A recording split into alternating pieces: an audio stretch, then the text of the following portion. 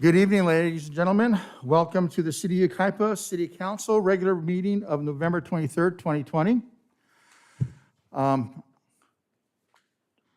glad you're all here. If you have any comments you wish to make on general or specific items, we have speaker slips at the bottom, at the back of the room there.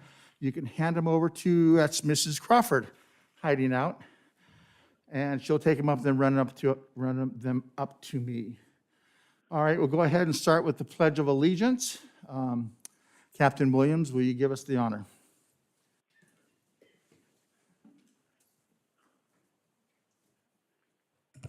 Honorable Mayor, members of the City Council, if you please join me in the Pledge of Allegiance.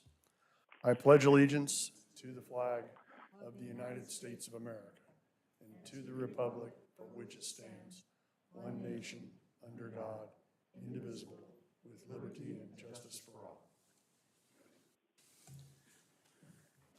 Thank you, Captain. Mrs. Crawford, will you take the roll, please? Councilmember Bogue. Here. Councilmember Duncan. Councilmember Riddell. Here. Mayor Pro Tem Allen. Present. Mayor Avila. Here. All righty. Before we move to the next step, I believe Councilmember Riddell would like to say a few words. Mr. Riddell, you're on the air. Okay, thank you very much, Mayor. About a week before the election, it's been about a month ago, I became ill, and my son took me to Redlands Community Hospital Emergency, and they tested me and confirmed that I had the COVID-19. And they did a series of blood tests and gave me an EKG and lung x-ray. I was there for about 5 hours, and they determined that since my lungs were clear, that I could go home.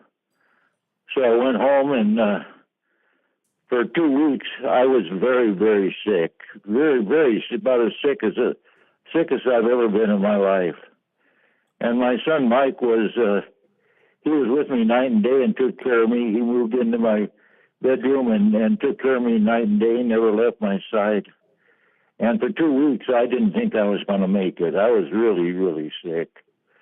And then I started to snap out of it, and I'm no longer contagious, and I'm in the recovery stage, but I'm still very weak. I lost 20 pounds, and I'm still very weak. And I'm going to try to participate in tonight's meeting. I hope I can make it all the way through. But I just wanted to mention this so people would know where I've been for the last month and why I didn't attend the last meeting. And the fact was that I had this COVID-19, and man, it really hit me hard and made me very sick. But I'm in the recovery stage now, so I'm going to try to get through tonight's meeting. I just wanted to say this so everybody know where I've been for the last month. Thank you. All right, I'm glad that you're on the mend and that you're going to get well. That's good news for me. That's good news for all of us, I'm sure. Yeah. And yes, participate as much as you can. And if you don't feel up to it, Councilmember Riddell, I know that your heart's in this business here, but don't overstress yourself. Okay. I'll try to make it. I'm sure you will. All right, Mr. Casey, are there any changes to the agenda this evening?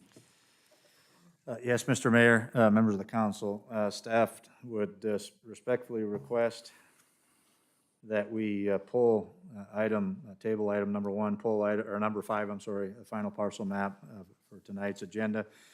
But the applicant is certainly anxious to complete this process, and so staff would respectfully request that we hold a special meeting later this week to accomplish that, and we certainly can do that through a Zoom call if council so chooses, but for reasons related to some recent court cases relative to CEQA approvals associated with final maps and development applications. Staff is recommending that this item be tabled this evening and rescheduled for a special meeting if council can make that later this week as soon as possible.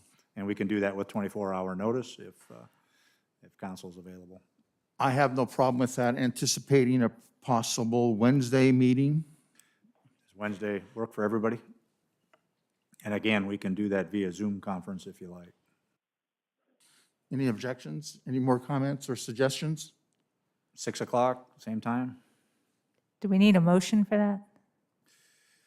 Yeah, let's go ahead and make a motion, make it formal, that we'll go ahead and announce tonight that we're going to conduct a special meeting on Wednesday at 6 p.m. That would be November 25th.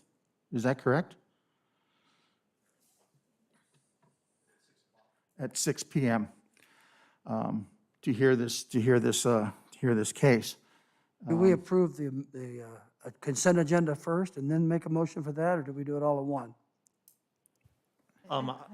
It's fine, whichever order you want to take it. This one just wouldn't be on the consent calendar agenda, so perhaps, given where we're at, we just finish up this item. Yeah, And I so think it'd just be- finish this up and then just move to the consent. All right, if there's no discussion on this item, I'll move that item in that particular way. okay, I have a first Second. and we have a second. Any further discussion? Hearing none. Jennifer, do we do a roll call vote because Mr. Riddell's not here? Okay, go ahead and conduct a roll call vote, please. Councilmember Bogue, Aye. Councilmember Duncan, Aye. Councilmember Riddell, Aye. Mayor Pro Tem Allen, Aye. Mayor Avila. Yes. Okay, with respect to the remainder of the consent agenda, do you have any requests to pull any other items off for discussion?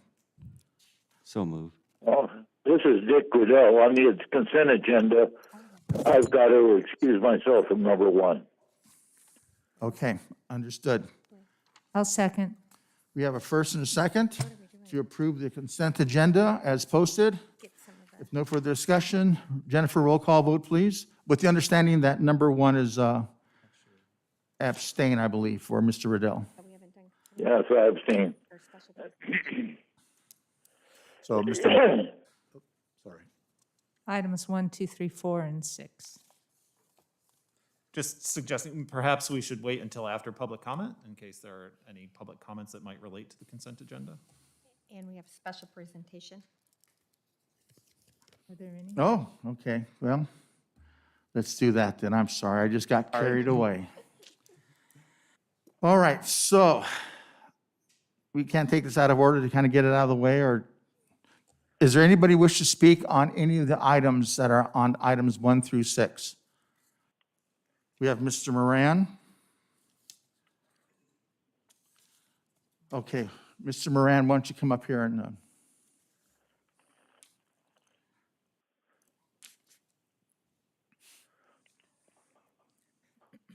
Good evening. Thank you, everybody. I'd like to wish Mr. Riddell a great recovery. He's a good man, a great man. Number two is the staff over here. There's no finer people than Mr. Preciado, Mr. Casey, and the crew he's got at City Hall. I'm a little upset tonight, obviously. I waited 7 years for my parcel map to be approved. I got notice from the city attorney on some disclosure that he wouldn't be able to do it tonight because he didn't have time to look at it. I've waited 7 years. I went through the Mylar. I've done everything as a citizen's supposed to do. I've listened to people. I've paid the fees. I went through the Mylar. You got to have a Mylar before we can look at it. You got to have this. You got to have that. I had it notified or documented and stamped by everybody. The taxes are all paid through the end of the year. I happen to take deposits on 3 of my properties from 3 officers, sheriffs in this town, which I'm not gonna say who they are, but they're good people. They're waiting, all their credit goes to hell, pardon my language, the end of the year. So now I appreciate what Mr. Casey just said about having the emergency meeting. I don't want anybody to go to work for me. I've paid my dues over 7 years. So December 14th, if it goes to council, then it has to go to the auditor, whoever was vacation, this and that. I lose all my tax rolls. Everything's been documented. The clients, they lose all their their approvals and everything, I stand to lose a bunch of money. I mean, it don't matter to anybody. I'm a regular person. I built half this town the last 30 years, starting with the Baker's Burgers, the Chevron gas station, the Beaver Medical Clinic, the Firestone, the Golden Health. I've done my share in this town. I expect the same thing out of other people. I remember with Ray Casey going back looking on Cherrycroft, an undocumented, unmaintained easement. We tried to put a road up there to keep the vandalism from going up. Well, nobody knows what it is. So now I get the notification at the tail end that the city attorney doesn't know whether we can dedicate Cherrycroft or not. I find that unbelievable. You can go through the environmental impact report that you're all doing secretly up above me. That's not supposed to have been done. Everything was voted for a 1 acre parcel. It's all been turned around. Nobody cares. Nobody knows. You know, it's all about government. It's all about money. I waited a year for the water department, $480,000 for a sewer versus 3 septic tanks. So in the meantime, they give Mr. Wayne Simmons a try. Oh, you can have all the septic tanks you want. I waited a year for that. I waited 2 years for Edison. And let me tell, oh, you have to do this, you have to do this. Well, everybody's sitting at city council looking, well, as soon as you move the power poles, you can go ahead and do it. There's 2 people over there at City Hall at the counter that I was taught to run for government and everything else, but I just sit on the outside, pay my dues and go home, go to bed. So I appreciate everybody listening to me ramble on. I expect to be arrested. I'm not mad, but I appreciate what everybody's trying to do. I got nothing else to say. Thank you very much, whichever way it goes. I expect to get turned down or whatever. I've done everything I was supposed to do in this city. I've been a contractor for 42 years in this town. Now I come down to one day, my wife's sitting up there with tears in her eyes, and everybody are sitting there listening. So we got the rent control and everything else going on. But I've waited, 42 years. And I did things right. I waited. I didn't want to improve my property to half-acre parcels because it would improve the neighborhood. You move away from the city, you get up so you can have a little bit of room from your neighbor. Oh, no. Put apartments up there. Put a trailer park up there. Thank you very much. Thank you. Okay, now we'll go ahead and we got that kind of out of the way. Can we go ahead and make that? I know it's all out of order.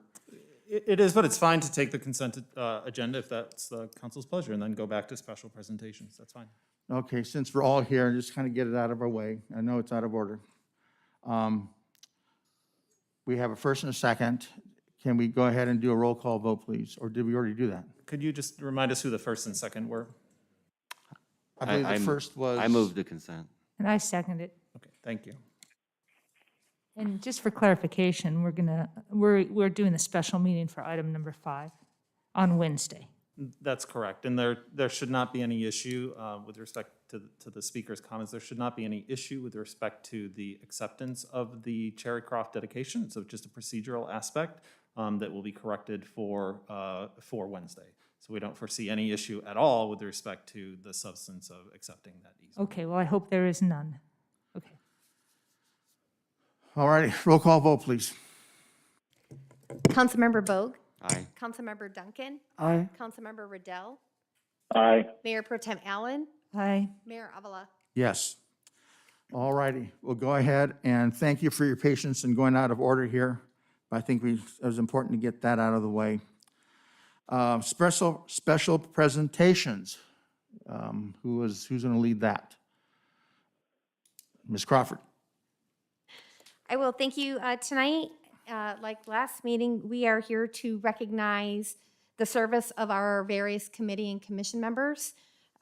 We have held this recognition over 2 meetings to address COVID-19 and to accommodate their schedules. So I don't know if council would like to come down, and we will read off the 7 individuals that are here tonight, along with presenting them with their appreciation gift. Do you want to hand these out for me? So at this time, I'd like to call down for the American Viticultural Area Planning Committee, Craig Heaps. And as Craig's walking down, we'd also like to recognize him. He also serves on the Economic Development Advisory Committee.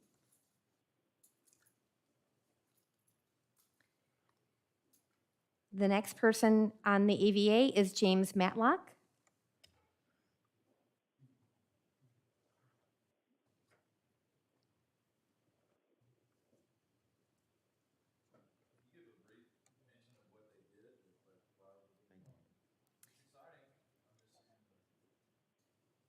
Well, these are members that serve on the AVA committee, and, yeah, American Viticultural Area Planning Committee.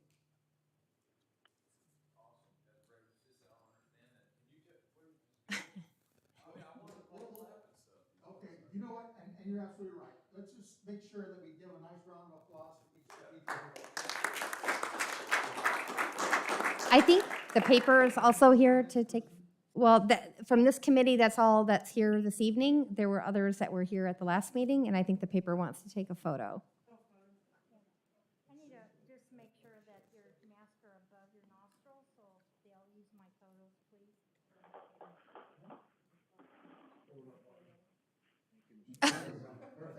Looks like the green hornet.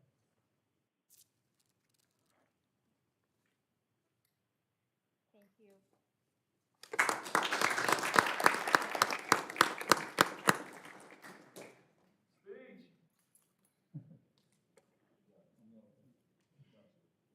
So the next committee is the Parks and Recreation Commission, and at this time, this evening, Tim Carlisle is here.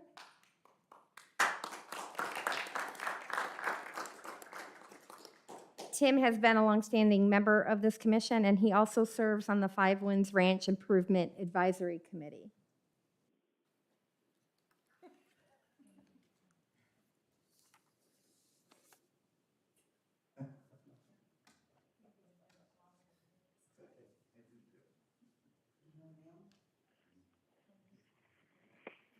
Once again, I want to make sure you pull your mask up for me above your.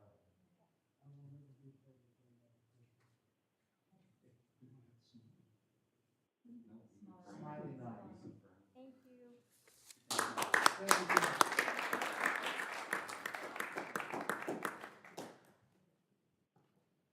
The next item is at the Trails and Open Space Committee. The one member who is here this evening is Mark Miles.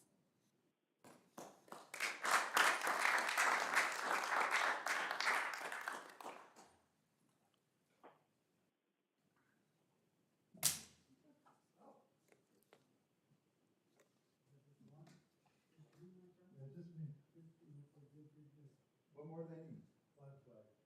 One more time, a little higher. I need off of your mask just a little. Oh. So they'll use my photo, please.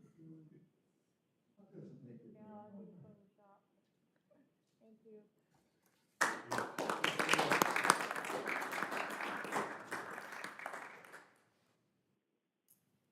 Now we have the Vector Control Committee. We have two members of this committee here this evening, and that would be John Reese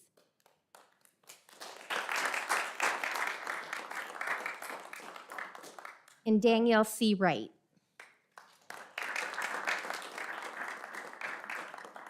I want to say that John is one of our active members of the Vector Control, and he is always with at least one humorous story or joke. So it's always a pleasure to have him as member of the Vector Control Committee. You asking for one tonight? No, sir, I'm not.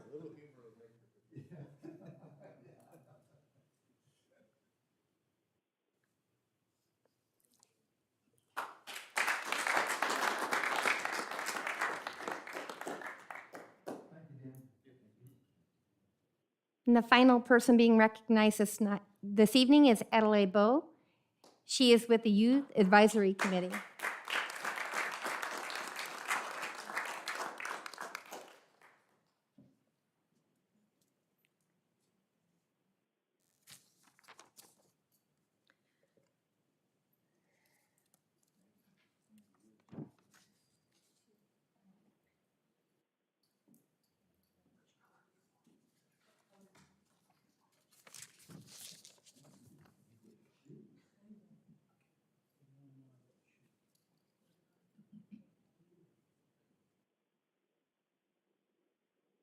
Thank you.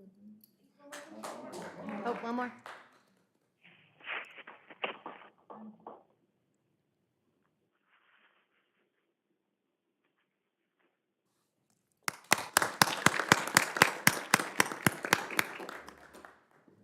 That's it.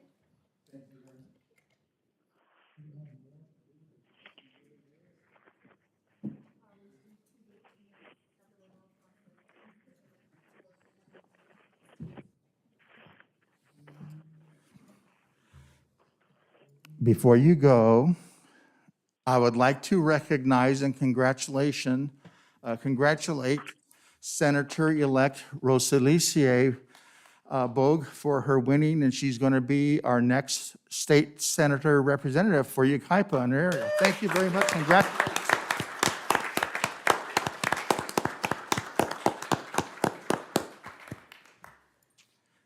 Now you can go. Go, girl.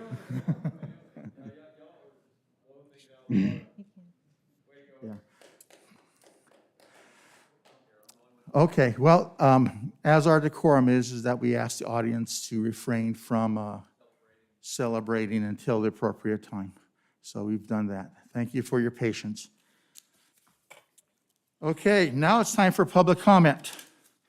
Again, if you have any comments on anything in particular, on a specific item, or generally we have speaker slips in the back, bring them up to Mrs. Crawford, and then she'll bring them up to us. And I believe we have two more, these two.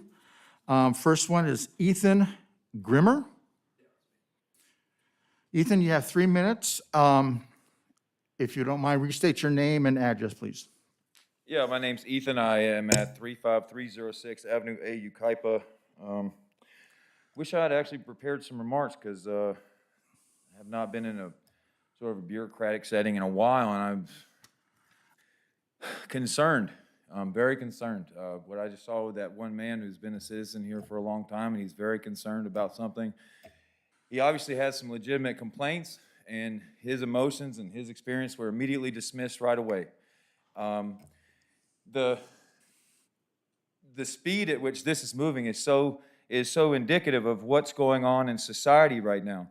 We all know that there are problems going on right now in society. We are all having trouble going to sleep at night because we are concerned about what's about to happen in a month.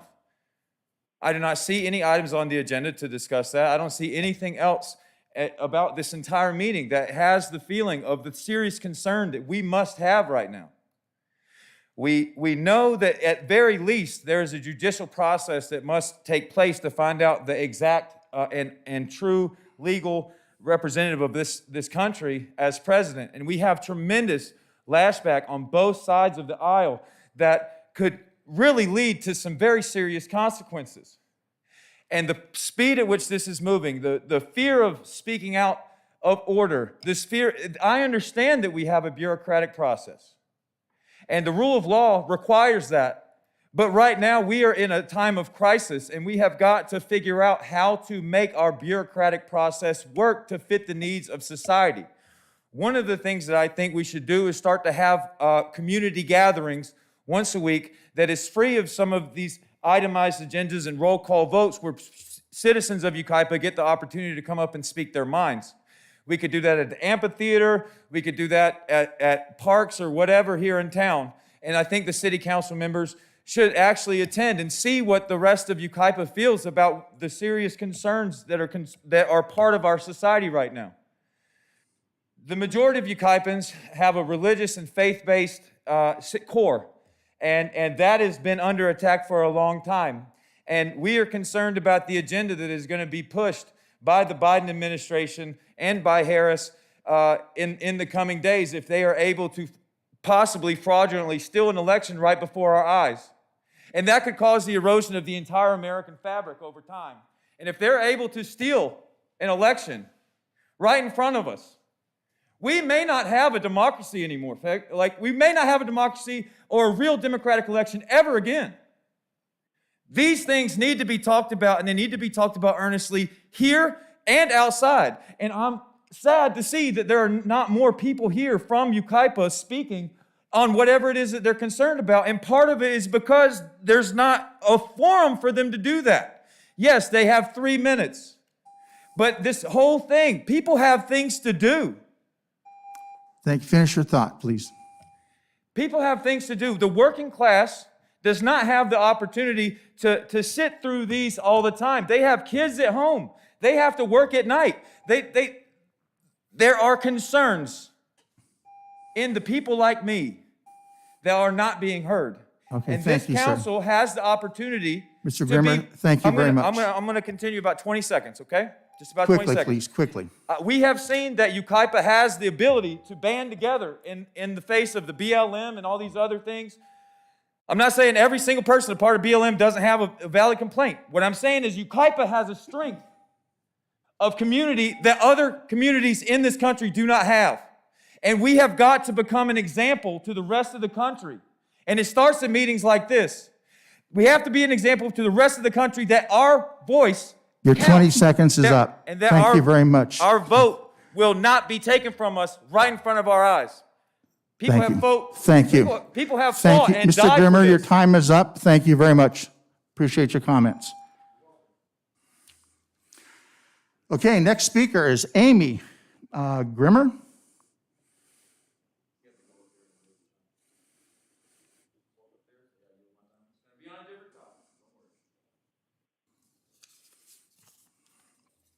gonna give my time to my husband, Ethan.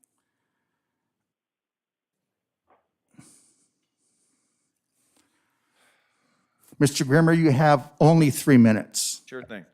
All right, so this particular topic is directly related to my wife and her health. She was walking to the store in January, I think the 23rd, and was struck by a car along with my stepson while walking across the street from, you got Yucaipa Boulevard, and you have Bryant, you got the Circle K and the 7-Eleven. That particular setup for that stoplight is, it does not have a turn signal to turn left. She crossed in the crosswalk at the time that the man came on there, and she was hit by a car at night. You could say that the person was using their cell phone or whatever. It was a devastating situation for us, and we were very concerned. She has a metal rod put in her leg and will have pain during cold times for the rest of her life. As we know, as far as we know, nothing has been done to address that. We have a tremendous amount of money being spent on traffic circles, et cetera, but nothing has been done about creating a stoplight up there at the top. And this is the first time I'm here. So, I mean, if nothing's happened here, I haven't been here to talk about it, okay. But we are here now, and we expect something to be done, because recently she was hit again, much less severely, in the same crosswalk. And now she's scared to even walk to the store. And I'm concerned that if she leaves the house walking to the store, I'm concerned. So we make sure that she's always driving and stuff.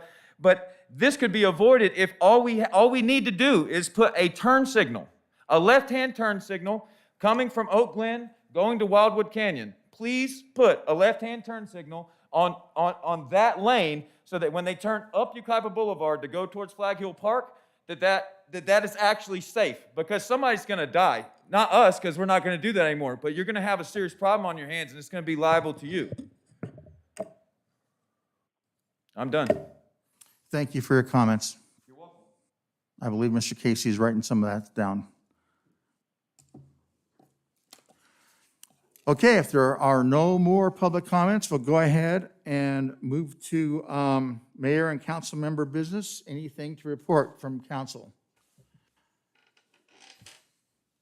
No. Nothing? Okay. Next out of the gate would be possible action on pending legislation. Mr. Casey or Mr. Snow? I have nothing this evening, Mr. Mayor, members of the council. Okay. And then department reports. First item is item number 7, adoption of joint powers agreement and bylaws for California Intergovernmental Risk Authority, which permits the merger of public agency risk sharing authority of the Inland Empire Insurance Fund. And that'll if I be may, Mr. Mr. Mayor, Casey. I'd like to introduce Courtney McCray, our Senior Administrative Analyst in Administrative Services, to give that report. And we have, she'll introduce a member of PARSAC staff that's available for questions as well. All right, I'm going to pull this down if you don't mind. Good evening, Honorable Mayor and City Council. The item before you includes a joint powers agreement and bylaws for the California Intergovernmental Risk Authority, also known as CIRA. The City of Yucaipa has been a member of an intergovernmental risk-sharing pool called the Public Agency Risk Sharing Authority of California, or PARSAC, since 1990.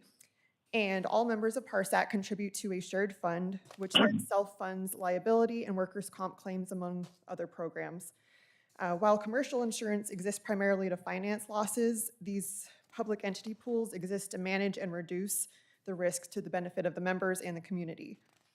Over the course of the past year, PARSAC has been exploring a strategic partnership with another JPA known as the Redwood Empire Municipal Insurance Fund, or REMIF. Rather than merge one risk authority into the other, the board of directors of both pools have directed the creation of a new pool, which is this CIRA. The creation of this new pool will lead to benefits for all members, including shared resources, shared expenses, more robust and stable programs, and long-term sustainability. Staff is recommending that we continue our participation in this risk-sharing pool by entering into this new JPA. In order to do so, we ask that council adopt the CIRA JPA and bylaws and further direct staff to work with CIRA on the necessary steps to complete the merger. At this time, I would like to introduce Kin Ong, the general manager of PARSAC, who's on the phone available for any questions that you may have. Thank you. Mr. Ong? Yes, thank you, members of the council, for having me this evening. And first and foremost, I want to wish council member Riddell speedy recovery. As Courtney mentioned, Yucaipa, I should say, has been an excellent member and longstanding member of PARSAC since 1990, and we certainly value our longstanding relationship. City Manager Ray Casey and his team have done an excellent job managing risk within your community throughout the years, and as a result of their efforts, we've returned over $1 million in dividends and grant funds to the city over the years. We're excited about this merger as it will benefit both REMIF and PARSAC in the long term. REMIF is a pool of 15 cities located in 5 counties of Sonoma, Napa, Mendocino, Lake, and Humboldt. In January of 2019, I had approached the REMIF general manager about a strategic partnership between our two organizations. I did so because we had already been doing quite a few things together, such as joint trainings and workshops, sharing policies and resources, and some of their members had even approached us about joining PARSAC as individual members. The more we talked about the partnership, it became evident that a merger between our two organizations made a lot of sense. Our organizations are very similar, and that we share a similar footprint in Northern California. Our boards are very similar in the philosophy regarding the management of a risk pool. We're both financially conservative organizations that are member-governed and member-driven. The primary benefit of the merger is that it will provide long-term stability and sustainability for the organization. The bigger is not always better, but in risk pooling, bigger is generally better because we can share that risk to a larger base. For example, $1 million loss has less impact on each member if we can allocate it to 50 members versus our current membership of 35. The organization will be in better position to financially absorb the impact of these occasionally large losses, and this will reduce volatility and lead to more stable rates from year to year. The other benefit is that we'll be able to lower costs through consolidating our operations and eliminating redundancies. We can take advantage of our larger size to achieve greater economies of scale, leverage for lower costs and better services with vendors as well. And we'll also be able to offer more services with a greater level of staffing. So as Ms. McCrae had mentioned, there's the joint powers agreement and bylaws in front of you this evening, and we respectfully request that you adopt those 2 documents. All right, thank you. Are there any questions of staff? I have a question. Yes. So we have our liability insurance and our workers' comp through this relationship? Correct. So, Yes. Oh, go ahead, Ken. No, go ahead. I'm sorry. We have liability coverage and workers' comp. We're technically self-insured through PARSAC currently, but we do have other insurance coverage as well. So we have excess liability coverage through PARSAC. We have pollution coverage. We have crime coverage. So all of our insurance coverages that we do have are either self-funded through PARSAC, or it's a policy that we have through PARSAC. Have we had any major losses since we've been with PARSAC? Ken, I will let you speak on that. Like every community in California, there's going to be losses here and there. You've been a city now for over 30 years, so there are going to be losses. Have you had the multi-million-dollar loss? No, but there have been occasionally some larger losses. Not any different than any community in California. Actually, these questions are directed toward the city manager. Have we gone out to bid with liability and workers' comp to see if where we're at with this relationship is good, bad, indifferent, or? We haven't gone out to bid. Self-insurance pool is typically less expensive than a city trying to go it alone. And so I think we would find that no matter what we do, we couldn't match the costs that you're able to have with a self-insurance pool that includes a number of cities. I don't think we would find any savings in that typically. That's a lot of, I don't think so, but I guess I understand. Have we actually had any losses for the city of Yucaipa that we would have had to have had insurance for? I think Kenny answered your question, and absolutely, we've had some losses over the years, like any other city typically has, and you know, some of the larger ones that he's referring to went back a number of years, you know, in the 15 to 20 years ago range. So, You know, I can't say that based on my tenure here, we haven't had any significant losses that I am aware. And again, I'm going to wear my other hat. I've worked for 10 different city managers in my career and experienced heavy losses against cities. You know, I won't name any. I won't name them in particular, but yeah, we've been pretty blessed with the lack of legal action taken against us. We've been a very good city overall. So you're convinced that the premiums that we pay, and I assume we pay premiums to Parsac, are less than what we would pay if we had our own workers' comp and our own. I am convinced of that, and I am convinced that the risk of having one or more large cases that are found against the city represent a risk to the public that is, I don't want to say unacceptable. That's a decision that the council has to make, but they're very real. But if we had our own liability insurance and we were insured for the same amount that we're insured for there, we'd be still protected, right? Typically, the and Kenny can speak to this better than I can, but typically there is a coverage to the city is on the hook up to a certain point. The pool covers a certain point, and then there is a catastrophic risk separate carrier that goes beyond that. So to answer your question, I guess we could still have a catastrophic carrier beyond a primary carrier, but typically that's a separate insurance agency or company. And I still believe strongly that being in the pool is very cost-effective for us compared to going it alone as a city. Ray, maybe on a follow-up to help everybody understand, what kind of, if we were to go it alone, how much money do you think we would have to reasonably set aside just for insurance? I off the cuff, I can come back to council with that information if you like. I'd rather not off the cuff try to estimate that.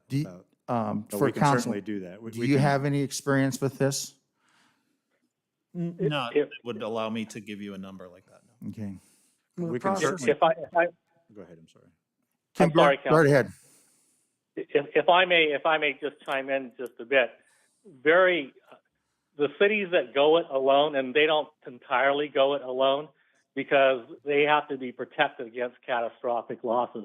Over the years, we've seen, not with Parsac members, but throughout California, you know, we've seen $40, $50 million losses. And particularly with those cities with police departments, the losses are piling up and getting larger and larger. The larger cities will go it alone only to a certain level, and then they will have coverage above that level. Cities like Sacramento, where I'm from, they they self-insure to, I believe, $2 million, and then they participate in a group like ours for coverage above that. Through PARSAC, the city is covered for $50 million. It would be, I would guess that it would be cost prohibitive if you were to self-fund that entire $50 million amount on your own. The city is not, I wouldn't say the larger cities are typically the San Francisco, the LAs, the Sacramentos, San Diegos. Those are the type of cities that will self-insure a large retention, but they also have excess coverage above that, so they're not subject to these catastrophic losses. They limit their liability. So you think I'm suggesting that we self-insure? Liability insurance is an insurance company, right? Well, we're not an insurance company. We're a risk pool. We're a government entity. Members of PARSAC consist of cities throughout the state, such as your neighbors in Calamasa, and then Highland, Rancho Cucamonga, amongst others in San Bernardino County, are participating in this pool. So they put their money in this bucket, and from that bucket, we share our risk and pay claims. When we manage our risk well and we don't have claims, then those funds eventually go back to the member cities. Over the years, we've returned over $1 million back to Yucaipa because they've done a good job managing risk individually, and we've done a good job managing it as a pool as a whole. What did we do before we did this? Well, you guys I believe you guys incorporated in 1989. So when you incorporated that, you joined PARSAC. Most cities, the majority of the cities in California participate in the risk pool. Very few of them go out and buy insurance from a commercial insurance market. Well, I've had extensive conversations about PARSAC with one of the past members. I think he was a board member and perhaps even the president of PARSAC. I could be wrong. And this is definitely the way to go. Pooling it with others is the way to go. Going it alone would be a terrible mistake.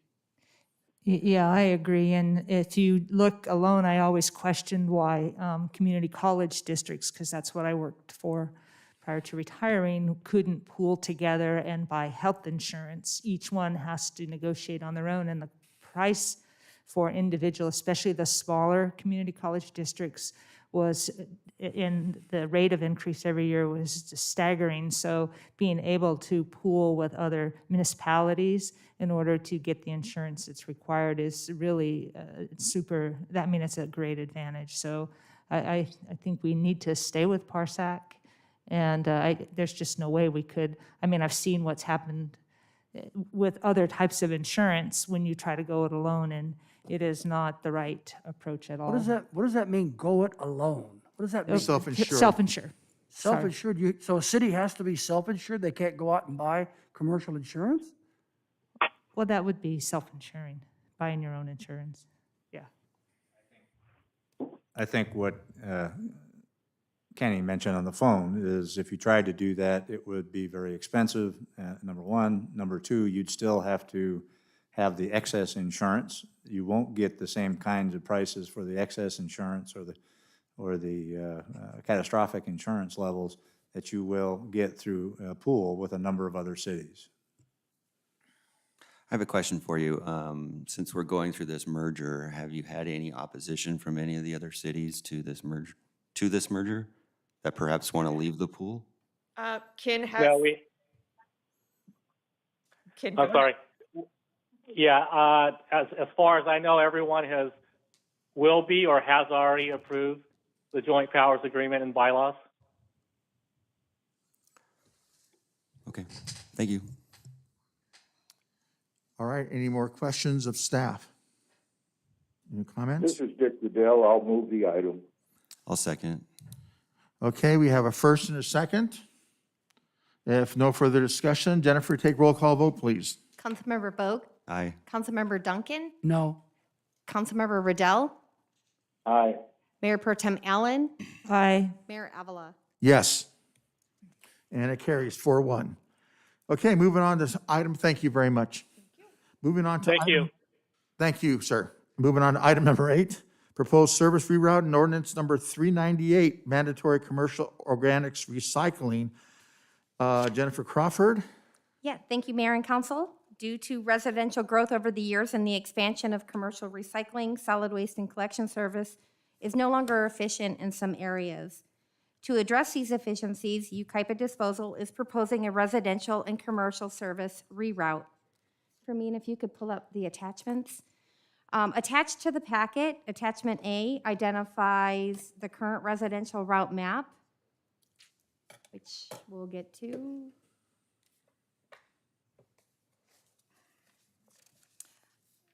I don't know if we could blow that one up. Thank you, Gabe. So that's the current residential map.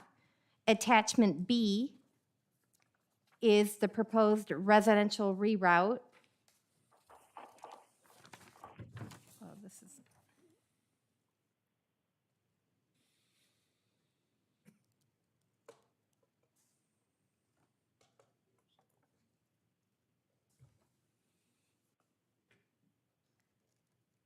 Apologize. There's, okay, whoops.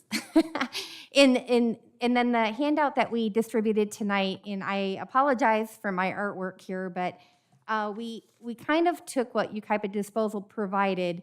Now, this is a current residential collection, and the areas that we've circled and somewhat identified, these would be the impacted areas on the proposed reroute.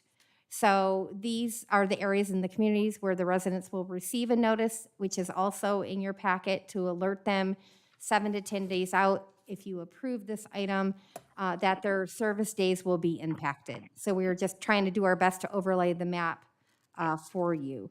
And then attachment number C identifies the commercial reroute. In addition to the benefits listed in the staff report, the residential reroute will allow more of an effective street sweeping schedule where curb and gutter access is increased, and thus the overall service is improved. The next item addressed in this report is Cal Recycle's recent determination to lower the threshold for commercial accounts that generate 4 or more cubic yards of solid waste, recyclables, and organics per week to a range for recycling services down to 2 cubic yards. This will increase the number of commercial accounts that will need to include recycling as part of their weekly service. So currently, right now, we have 223 commercial accounts under the 4 cubic yard and 88 multifamily accounts. With this decrease in the cubic yards, it will impact 331, so it's an increase of 108 commercial accounts. And the multifamily will increase to 96, which is a change in 8. This decision is due to the state's not meeting its own statewide target of 50% reduction in organic waste disposal over the 2014 baseline when the legislation was originally determined. To be clear, the failure to meet the 50% reduction goal is a statewide issue, as many local jurisdictions have struggled to meet diversion goals set by the legislature. As a result of the Cal Recycle determination, the Yucaipa Municipal Code is required to maintain compliance with AB 1826 and monitor and track accounts that meet the required thresholds. The Solid Waste Committee did meet and has reviewed and recommends that City Council approve the residential and commercial service reroute and street sweeping schedule changes as submitted by Yucaipa Disposal, and approve first reading by title only, as read by staff, of ordinance number 398, an ordinance of the City Council of the City of Yucaipa, California, amending section 8.28057 of chapter 8.28 of title 8 of the Yucaipa Municipal Code, titled Waste Management, regarding mandatory commercial organics recycling. This concludes my report, and I, along with Richard Nino of Yucaipa Disposal, are here to address any questions or clarifications that you may have relating to this item. Thank you, Mrs. Crawford. Are there any questions of staff or of Burtech? Any comments? I'll move approval. We have a motion to approve. Second. and a second. If no further discussion, Jennifer, take roll call vote, please. Councilmember Bogue, Aye. Councilmember Duncan, Aye. Councilmember Riddell, Aye. Mayor Pro Tem Allen, Aye. Mayor Avila. Yes. All righty, moving on to number 9, award of contract Wilson 3 Basin Phase 1A improvements. And that will be for me.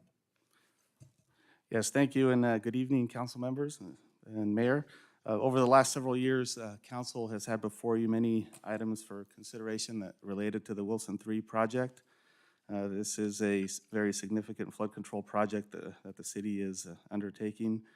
These types of projects are important in reducing flood risks in the downstream sections of the city, specifically or especially during post-fire conditions where debris flows and sediment-laden storm flows are imminent.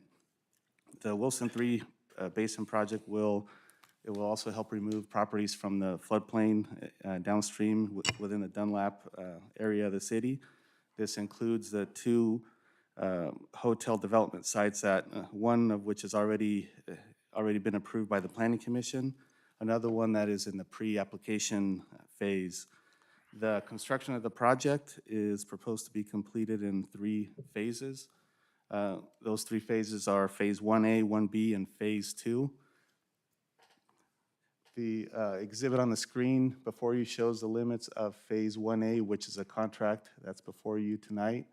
The red line outlines the project boundary area, and as you can see, the contract for Phase 1A includes the basin grading or excavation,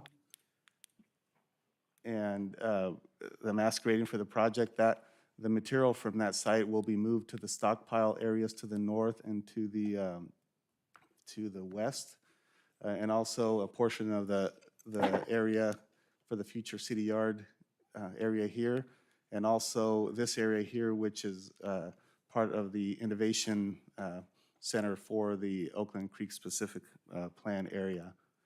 The Phase 1A contract also includes the channel grading or the excavation for the Oakland, or for Wilson Creek channel that flows under Oakland Road here, and then it'll be, currently it flows to the southwest.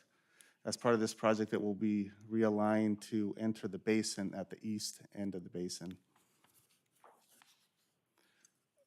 This next exhibit is for Phase 1B, which includes the construction of the channel inlets at Oakland Road. And the basin inlets, this is the basin here, it includes the construction of the basin inlets from the Wilson Creek channel here and Oakland Creek channel here. It also includes the access roads and the multi-use trails and some of the structures that are part of the channel, and the inlet here where the 2 creeks enter the basin. Phase 2 work includes the major concrete structures for the flood control facility, and also includes the downstream components. So this, by downstream, I mean the area that is west of 2nd Street. 2nd Street is here north-south, and those improvements are to the west of that, including the groundwater recharge areas to the west.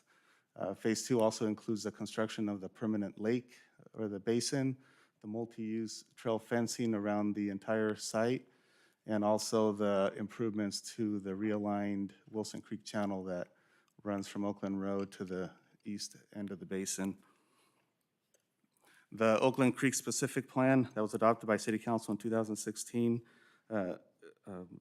this project is part of that Oakland Creek specific plan that was adopted by City Council. The project is also a partnership between the city, the San Bernardino County Flood Control District, and the San Bernardino Valley Municipal Water District, and also several state agencies that are providing grant funding for this project. And other than being a flood control project, this project does include the groundwater recharge components. This exhibit here shows the areas that will provide those groundwater recharge opportunities. They include the downstream basin here, the area just downstream of the permanent lake or the basin, the areas within the Oakland Creek Channel, and also the area that will not be disturbed, which is part of the Oakland Creek Channel between the basin here and Bryant Street. There have been several studies and tests that have been completed at the project site that have shown that these areas will provide enhanced groundwater recharge, and that'll help the local aquifer. And those studies have also shown that they will provide over 1,000 acre-feet of groundwater recharge per year when completed. The proposed contract before you tonight is, again, for Phase 1A only. The Phase 1A contract was advertised for bids in May of this year. During the bid process, there were several delays in obtaining the permits from the county, and also there was some additional geotechnical work that needed to be completed in order to support the construction of the overall project. The bid opening date was delayed until September 1. The cost estimate for Phase 1A is $4.5 million. 9 sealed bids were received. James McMinn Incorporated was the apparent low bidder with a bid amount of $4,379,107. Staff has checked their references, and they have completed similar projects for other agencies, and those agencies have been satisfied with their work. Staff is recommending that City Council award the contract for the Phase 1A work to James McMinn Incorporated. And also consistent with the environmental impact report for the Oakland Creek Specific Plan, and archaeological monitoring plan has been prepared for the work. This plan includes the process that will be followed in the event that there are discoveries or in the event that cultural resources or Native American resources are discovered. Those are labeled as discoveries in the plan. And the plan was prepared in consultation with several Native American tribes in the region. And another recommendation before you tonight is the naming of the lake. To honor the Native American history within the city, staff is recommending that the permanent lake or the basin area included in this project be named Serrano Lake. As you may be aware, a Serrano village was located near a spring and a small lake in Yucaipa hundreds of years ago. Also, a sensitive plant species mitigation plan was also prepared for the project. Studies found that the spine flower plant would be impacted by the construction work, so a spine flower mitigation plan to mitigate for the loss of that plant or that habitat caused by the construction would be implemented. The plan will remove the top 2 to 3 inches of topsoil from the area. It'll set it aside, stockpile it, and set it aside until the construction is complete, and then that soil will be dispersed over certain areas of the project site after construction to allow for that plant to regrow. Due to the large scope of the contract and the many components of construction, staff is also recommending that City Council approve Amendment Number 1 to the contract with B&R Consulting. The Amendment Number 1 to that contract is in the amount of $300,000. B&R Consulting has been assisting the city with inspection, construction management, and construction contract administration services for several years. They've helped the city complete several larger projects, several larger grant-funded projects. With the total funding included in the table on page 151 of the agenda, which is approximately $13,519,000, there is sufficient funding available to accommodate staff's recommendation.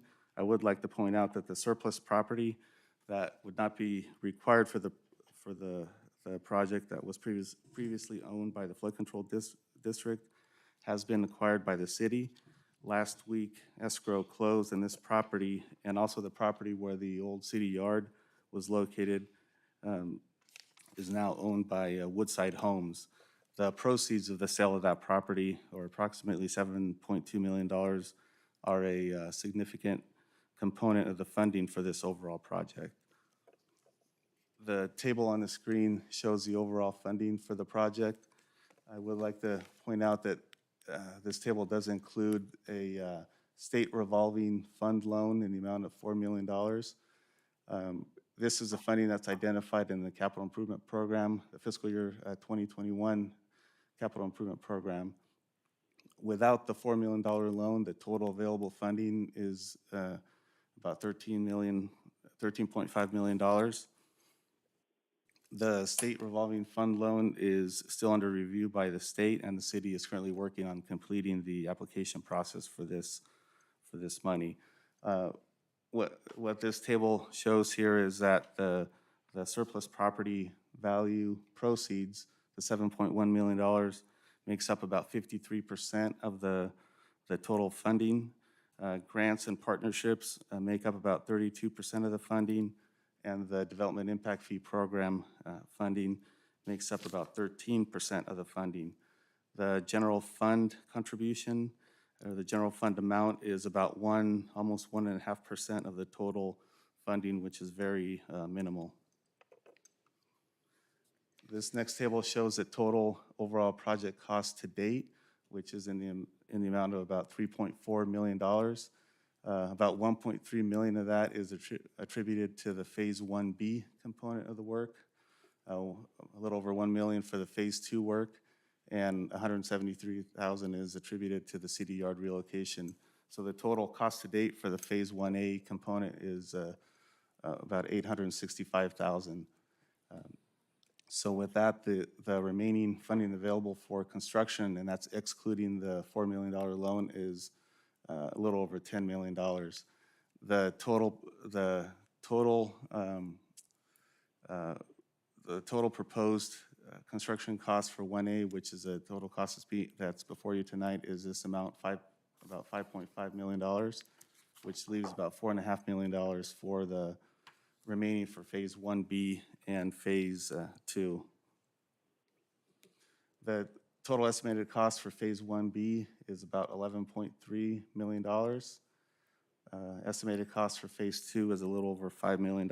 So as you can see, there's additional funding that is needed to construct Phase 1B and Phase 2 in the near future. Staff has been working with other agencies to partner in the project, specifically due to the groundwater recharge components of the project.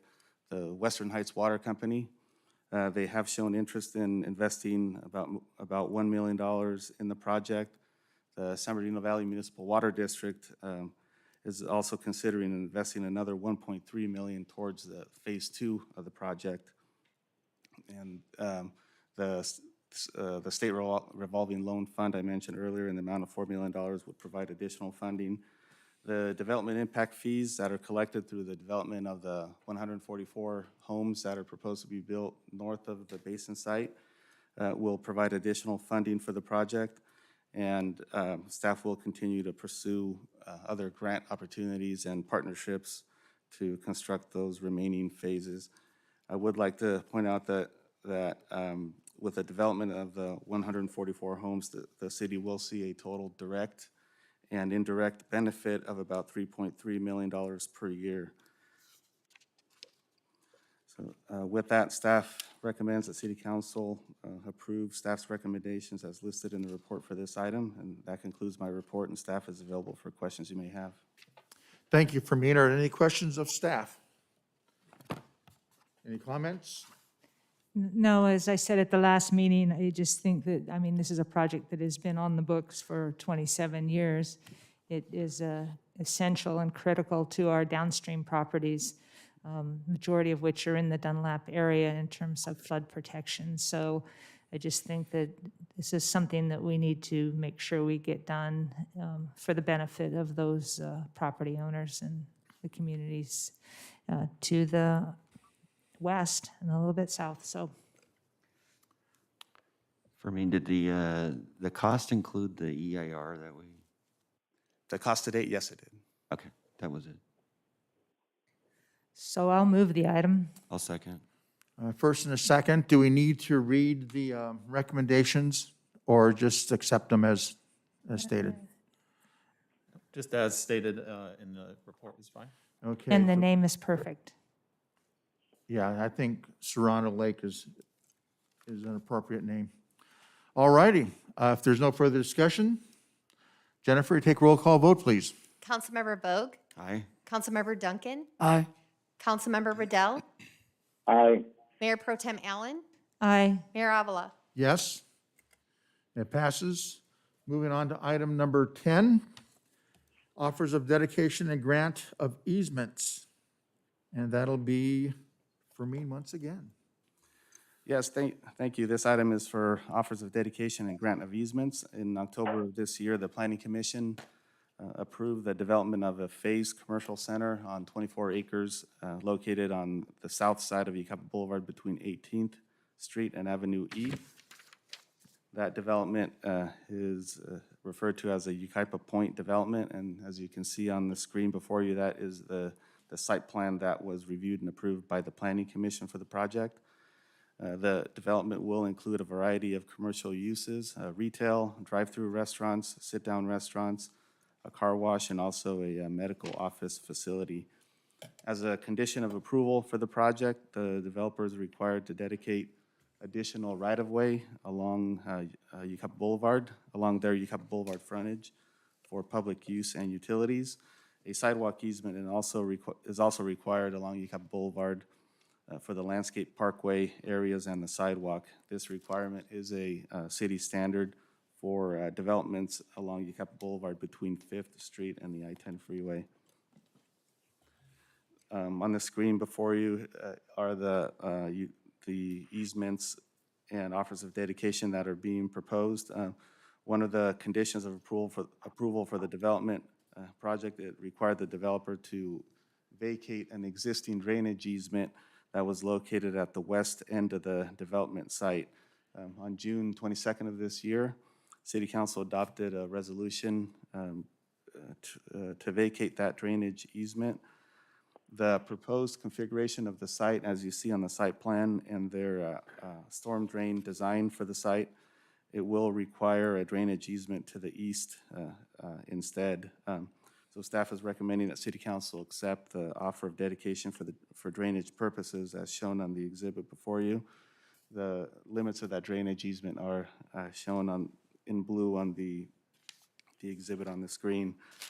The development site storm drain system, it will convey their on-site drainage across this proposed easement, and it will connect to an existing storm drain system at 18th Street and Avenue E. That storm drain system connects to the Dunlap Channel to the east.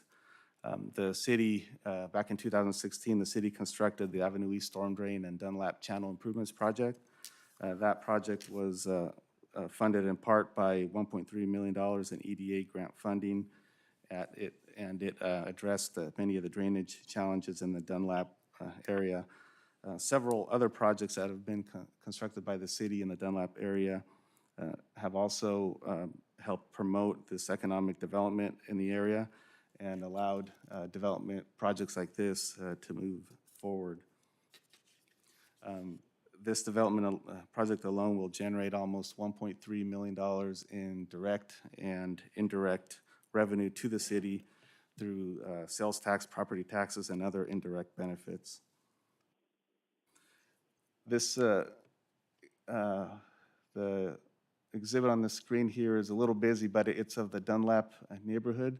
It identifies the many public infrastructure projects that have been completed over the last 15 years by the city, some of them in partnership with utility companies to upgrade the utilities in the area. There have been many drainage projects such as the one that I mentioned earlier, and also sidewalk, grant-funded sidewalk projects and street widening projects.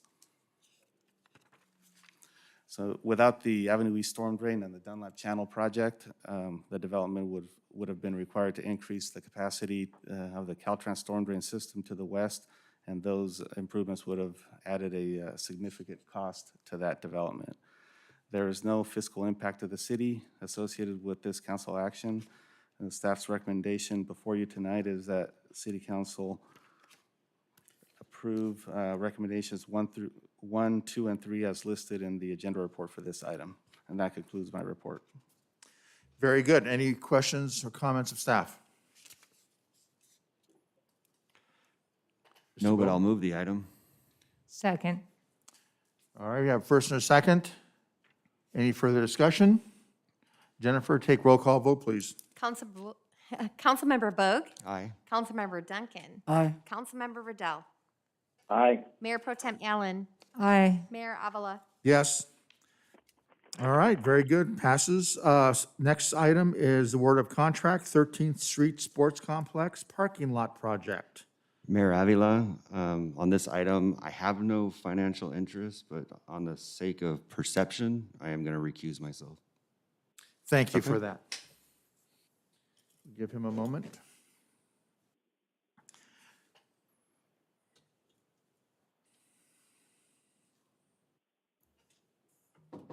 All right, sir. Good evening, Mayor and members of City Council. This item before you is for the award of contract for the 13th Street Sports Complex Parking Lot, project number 11097. I'll go ahead and start off. If we go to the slide where you can see the general location of this project, here we have Yucaipa Boulevard and 13th Street. So this project is located just to the north of the intersection of Yucaipa Boulevard and 13th Street, next to the 13th Street Sports Complex. This red circle here is the location of the proposed parking lot improvements. And as a part of the contract, also incorporates some of the CIP project identified in the budget for the BMX facility here, the paving of the parking area within that red circle there.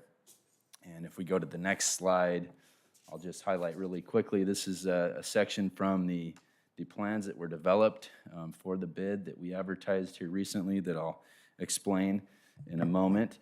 This is the proposed layout of the parking lot improvements, which include a new driveway approach, a new trash enclosure, ADA improvements, and the sidewalk access to the sports complex, the drainage improvements that go through this basin here and then down onto 13th Street, as well as all the curb and gutter and the asphalt paving for the parking lot improvements. Getting into the history a little bit with this project, going back to March of 2012, City Council approved an agreement with Yucaipa Valley National Little League.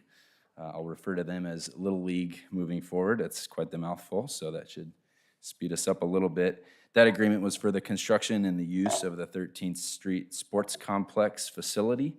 I'll refer to that as the sports complex. And since that time, several amendments to that agreement have been authorized by City Council, and many of the components of that sports complex have been completed, and they've been in use for several years by the Little League. The latest revision to the letter of understanding between the city and the Little League was approved by council at the January 23rd, 2020 meeting. And this agreement states that the city will move forward to complete the parking lot improvements, as I've outlined. And the Little League will make an initial payment of $90,000 upon council approval of the construction contract. And I believe there's a representative from the Little League here tonight who may have the chance to speak at the conclusion of my presentation regarding that initial payment. The letter also outlines that the Little League will reimburse the city for the remaining balance of the cost for the project over time in the amount of $219,800. And that's outlined to be paid in a minimum of $10,000 per year installments until that amount is paid in full. The engineer's estimate that was developed with these plans was in the amount of $330,000. A formal bid process did occur. We advertised for bids and we received the bids with an apparent low bidder, Bogue Engineering, in the amount of $287,730. And upon evaluation of that bid, it does meet the specifications and requirements for the project. They have performed similar work for other agencies and have been determined to be satisfactory. As a result, staff recommends award of the contract to Bogue Engineering for the project with the construction budget as summarized in the report for project administration and contract contingency. I'll take a moment to highlight for you, I think the following slide shows a summary of the bid items that were in the bid for the project. It's a little difficult to read here, but the bid unit prices are shown here with the total for the construction budget as outlined down here. Off to the side, we put together the summary to show the Little League contributions or reimbursements with that initial payment and then the future reimbursements, which total the amount down here at the bottom. And then additionally in the recommendations, as highlighted earlier with the proposed recommendation to incorporate that paving area for the BMX parking lot, the funding allocation from that CIP project to be incorporated into this project and completed with the contract is also shown here in the amount of $10,740 and that corresponding amendment to the CIP that goes along with that. The funding for the project that's summarized in the report includes the recent net proceeds from the city's sale of the city-owned property located at the northwest corner of Yucaipa Boulevard and 13th Street to Coal Valley Partners. And that net proceed is in the amount of $462,528. Staff is recommending the use of $219,800 of those net proceeds to fund the Little League's contribution to the project that would be reimbursed over time per that letter of understanding. And one of the recommendations tonight with the report is for council to direct staff regarding the remainder of those net proceeds in the amount of $242,000 and change. With that direction, staff can return to city council at a later date with recommendations for the use of those remaining net proceeds. If I may make a comment here in the middle of the Yes. staff report, Mr. Mayor. You may wish to ask Councilmember Bogue to rejoin the discussion With for respect item to number the- 6 after the first 5 items are acted upon this evening. Good suggestion. All right, before we ask questions of staff, I'd like to invite Matt Hill up. Okay. Are you asking for questions from staff? No, sir, not just yet. We're going to have a presentation from Matt Hill, who's president of the Little League. Okay. Okay. Matt, good evening. How you doing? My name's Matt Hill, president of the Yucaipa National Little League. I just want to thank mayor, council, and city manager's office and everybody for me. We couldn't be doing this without you guys. I mean, this is a big project for us. We're just a nonprofit Little League. We're trying to make sure these kids have everything we need. We couldn't do this without everybody that's been helping us. With that being said, I wanted to present the council with the check for the $90,000 for the starting of this parking lot project. I have. All right. Is that something that's Yeah, we should. come downstairs and get our picture taken with that? That would sound good. That would be great. Why don't we wait until we bring Greg back in and we'll go down and. Okay, that's a good suggestion. We'll wait for that. Okay. So just hold your horses. Yeah. I'll hang out. Yeah, we don't lose that check. That's right. All right, are there any other questions of staff or comments? And Yeah, we're this just is looking just- at items 1 through 5 right now, right? Items 1 through 5 only. 1 through 5 only. Mr. Riddell, do you have a question or comment? Well, I do, but it's mostly regarding 6, but I could say it now. I think No. this is part of the, Can we wait for that? We're gonna make a motion and a vote on items 1 through 5, and then we're gonna bring back Mr. Bogue, who has no conflict of interest in that issue. So if you have any questions or comments on the first 5 recommendations. no, my only, I think it's an excellent use of the of the money that was obtained for the sale of that property. This is all part of the Finkelstein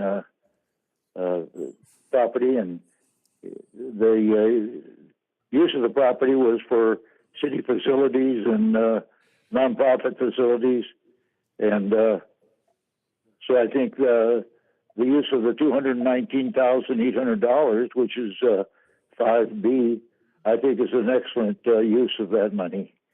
But the rest of my questions apply to number 6, so I'll hold off on them. Okay, very good. Mr. Duncan, do you have any questions or comments? I just want to move item 11, sections 1 through 5. And I'll second it. We have a first and a second. If no further discussion, roll call vote, please. Councilmember Bogue, Councilmember Duncan, Aye. Councilmember Riddell, Aye.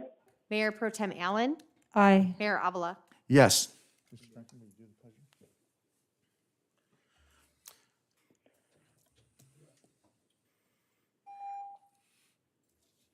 And then we're going to go down and have our picture taken first. Let's go ahead and, let's go ahead and move number 6. Let's go ahead and get it done, and then we can get our picture taken then. We've held off on number 6, Mr. Bogue, so you Okay. can be part of the discussion with respect to provide direction to staff as appropriate regarding the remaining net proceeds from the sale of the city-owned property, et cetera, et cetera. Okay, I'd like to say something. This is Dick Riddell again. Go ahead, sir. Like I mentioned before, this is all part of the Finkelstein property that he donated for the use of the high school and for facilities surrounding the high school up there and for city facilities.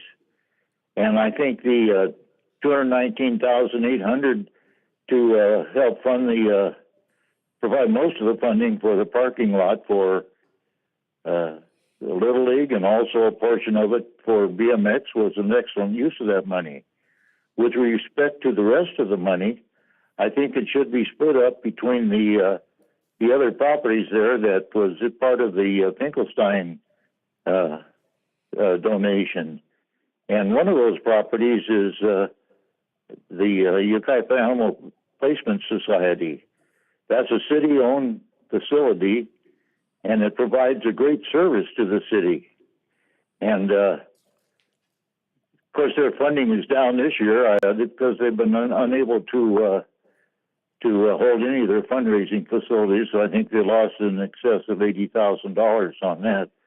But what my suggestion here is that for several years we've been trying to build a quarantine facility at Yaps for the incoming dogs, and we have the thing partially funded and completed with it's got a lid on it, just like the Dottie Potter Equestrian Center. It's got that part, but still the bottom needs to be leveled and paved and sides put on that facility to house the animals in quarantine that are brought in there, because of the lid protects them from the rain, but it's still cold in the winter and a little bit hot in the summer.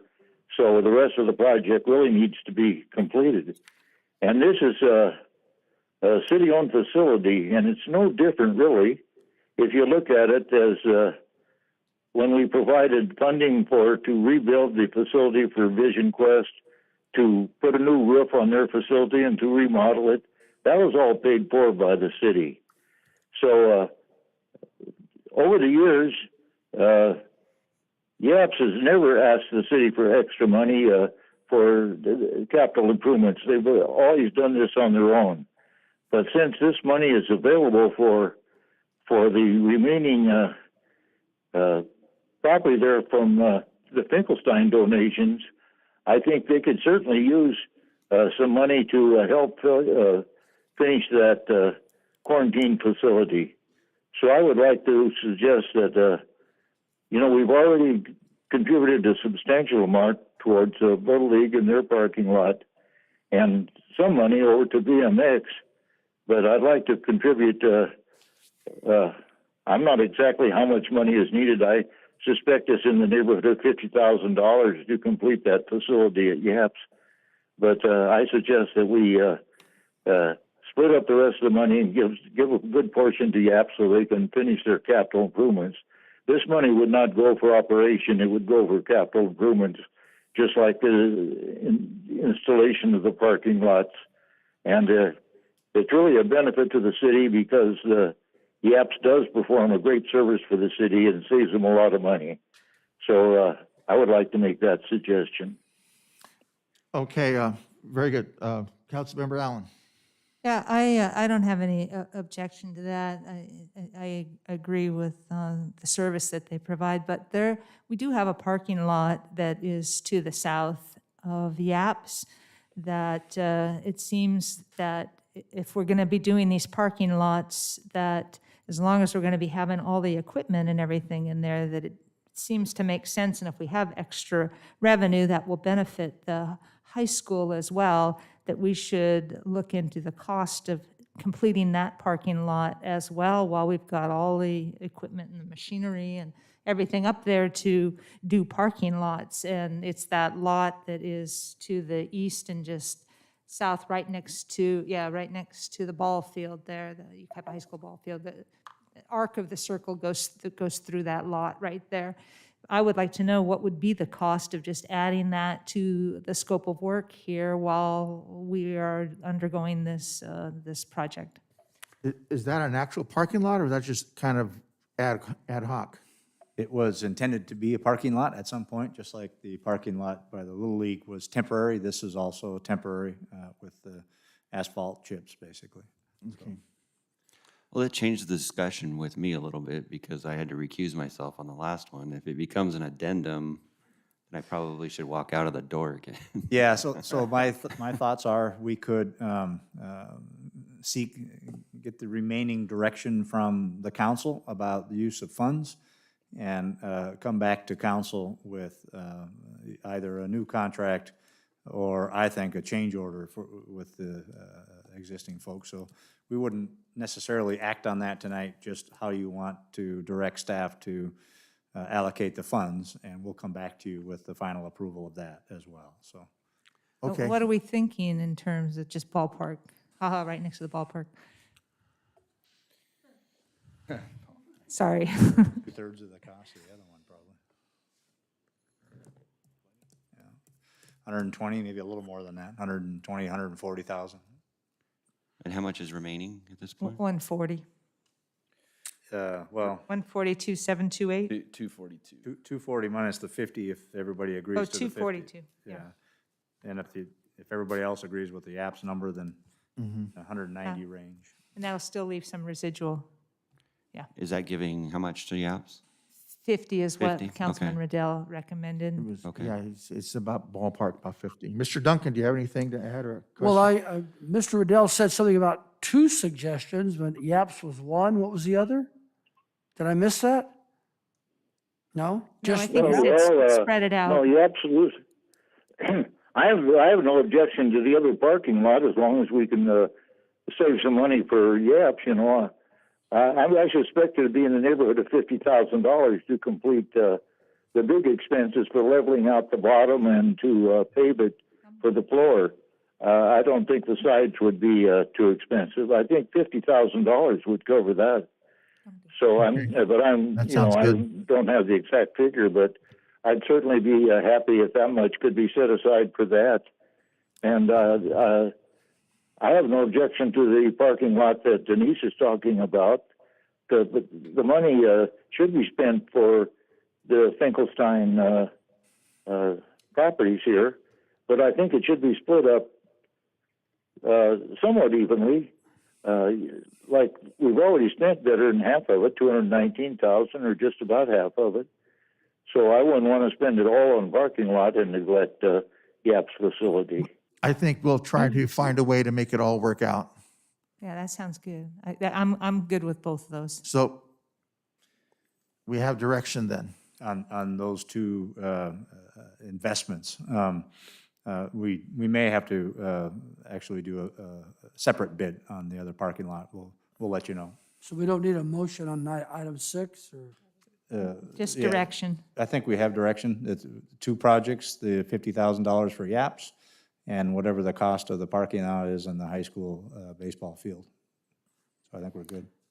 Perhaps the school district may want to partner with us on some of that. I'd like to see the school district partner with us. We've I had mean, that they use conversation it over the years, yeah. most of- yeah. most So of we'll, the time, we'll so. certainly pursue that, and we may, depending on council's direction and whether you have an ad hoc committee for interaction with the school district this coming year, that may be something that would be on that agenda for the ad hoc committee to work through with the school district ad hoc committee as well, so.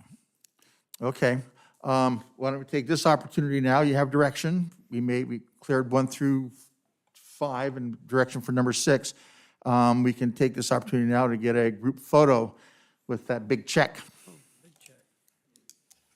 I don't know who's going to take the picture.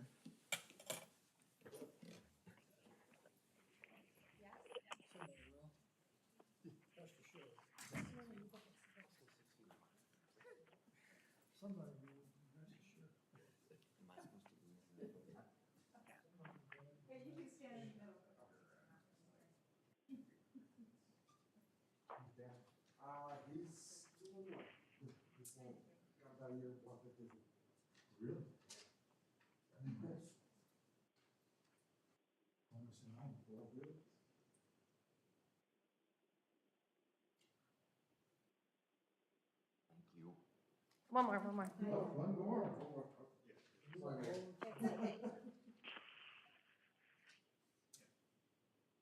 Thank you.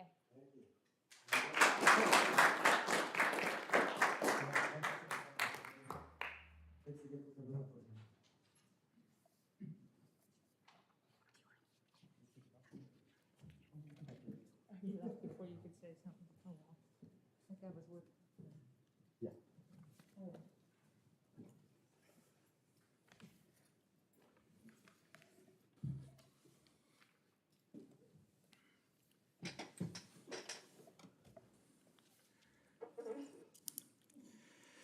Okay. Matt's dad and I were captains together back in the old days. All right, moving on to item number 12, award of contract Avenue E and 15th Street Sidewalks Project. And that'll be Landon once again. Thank you, and good evening again. Thank you. This item before you, number 12, is for the award of contract for the Avenue E and 15th Street Sidewalks Project.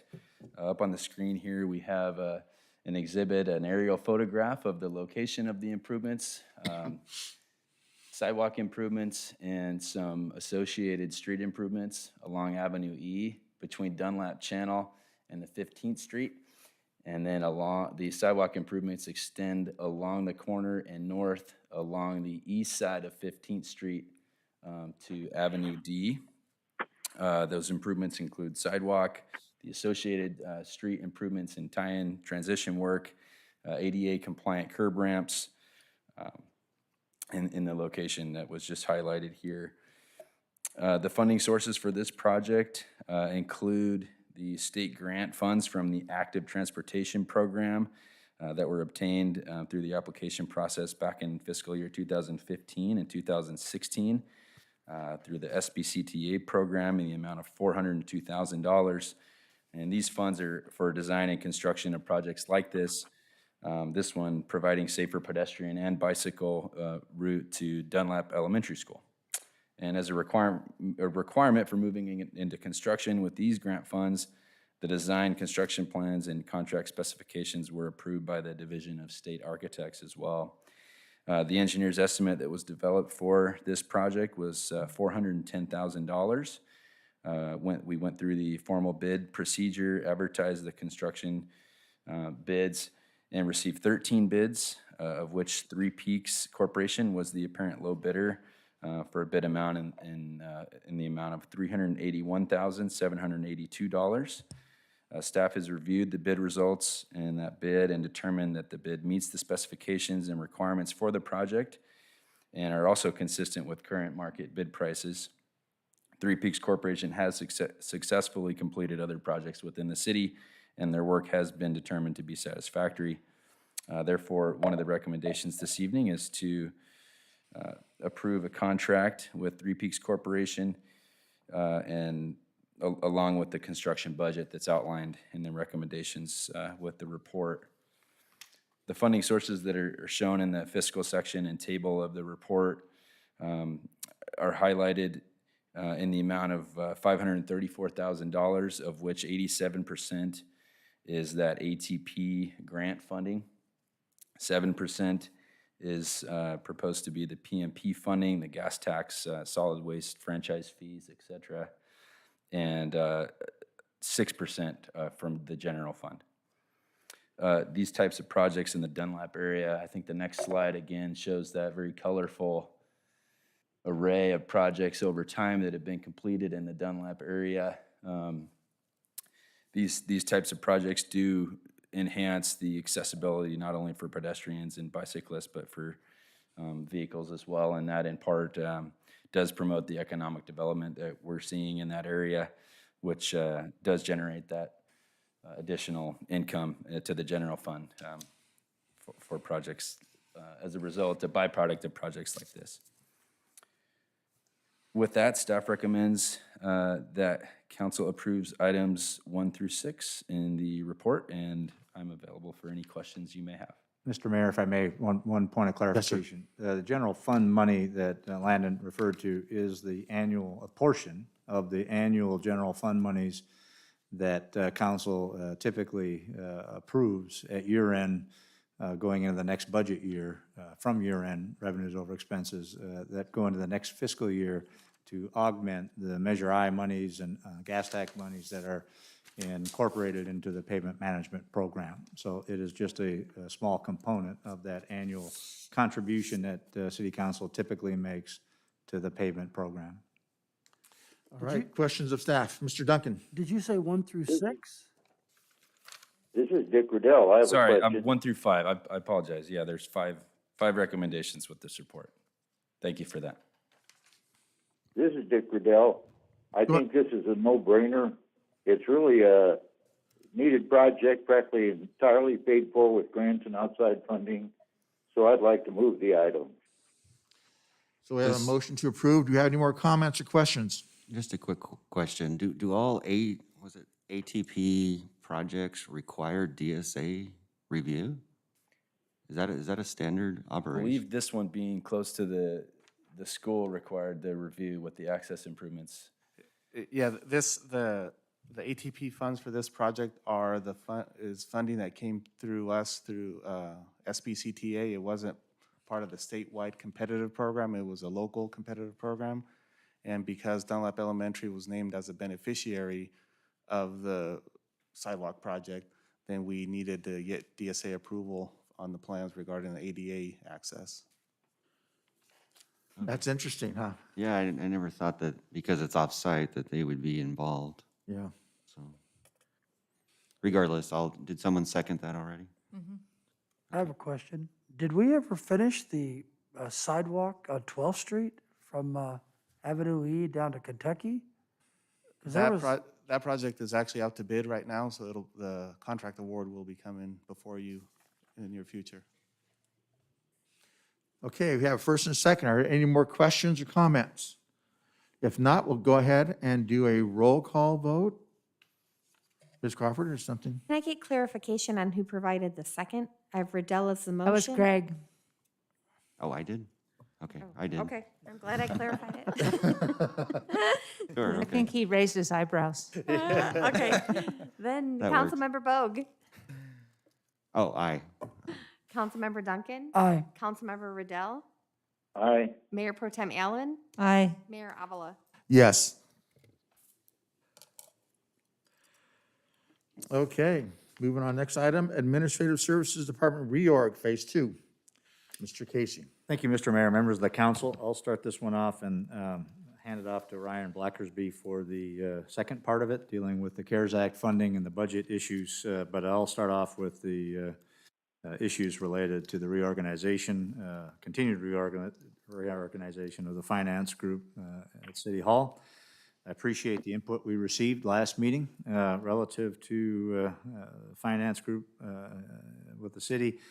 As a result, we've brought this forward to you now, and staff certainly agrees that director-level position is critical in finance and administrative services, and that's why we have moved forward a little sooner than previously thought. Also, the reallocation of the position of finance manager and accounting manager is directly tied to having a director-level position in the finance group and allowing the accounting manager versus a finance manager to kind of focus on the accounting level issues, the accounting activities in that what will be a department. And as was mentioned in our last meeting, it's not much different in terms of the director and then accounting manager than our structure was several years ago. And so we're kind of returning to that kind of structure.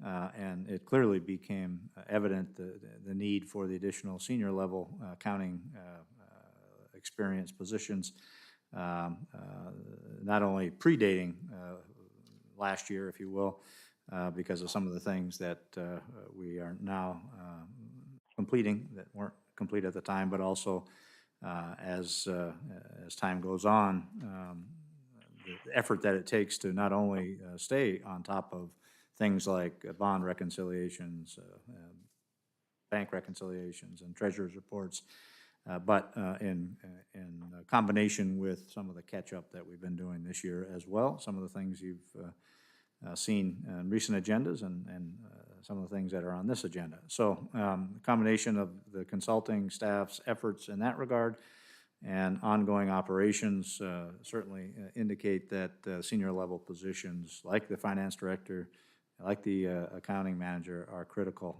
to our successful financial efforts.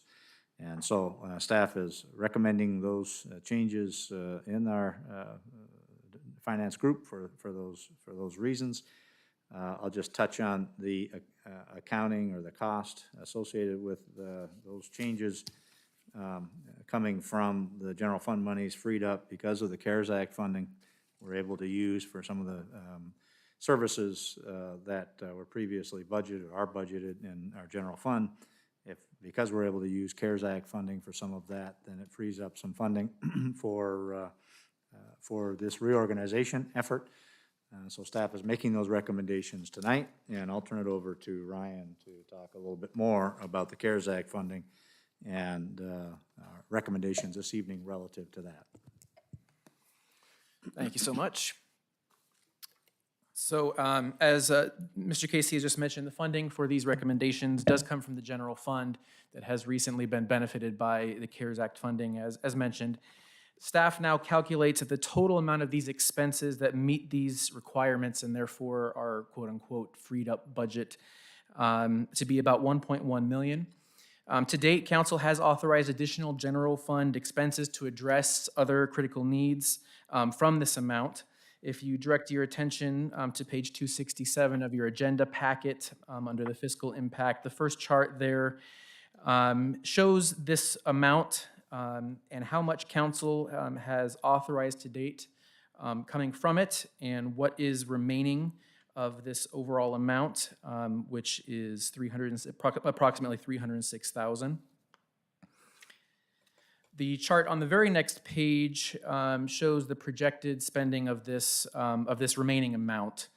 There are 3 items listed there. The first 2 are recommendations from this report. The Director of Finance Administrative Services is half the annualized cost.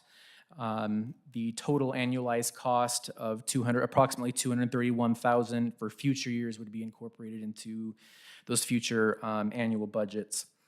The third item is in relation to the potential MOU salary increase.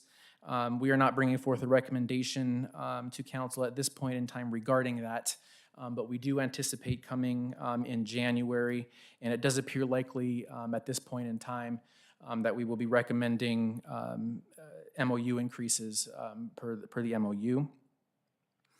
And so staff at this time finds it prudent to kind of include this amount in there to kind of be conservative with the overall number. For some further financial context, it does appear preliminarily that the city is on track to close out the fiscal year ending June 30, 2020, with revenues exceeding expenditures in the general fund, apart from planned expenditures of carryover funding related to prior year service level options. That is just preliminary. The accounting year is not yet closed and the audit has not been completed. It's also important to note that financial and operational activity has increased over the last year, even amid this COVID recession that we find ourselves in. There is also an attachment to your report that shows the increase in plan check quantities over the last couple of years, and specifically during this COVID recession. This uptick does have an impact on the need for staffing sources in both operational and the finance department. And we do anticipate this to continue as we expect additional commercial development in the city to continue over the next couple of years. The Finance Committee has previously reviewed this item. And I myself am here, as well as Mr. Casey, to answer any questions you may have. Thank you. Did you have something to add? Just real briefly, I wanted to touch on the $25,000 in marketing.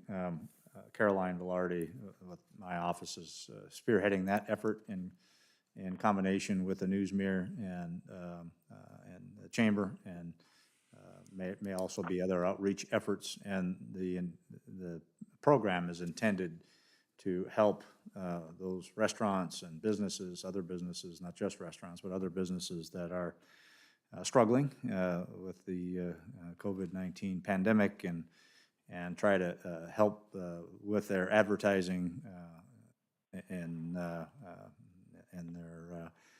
overall efforts to draw customers, maybe other things besides advertising.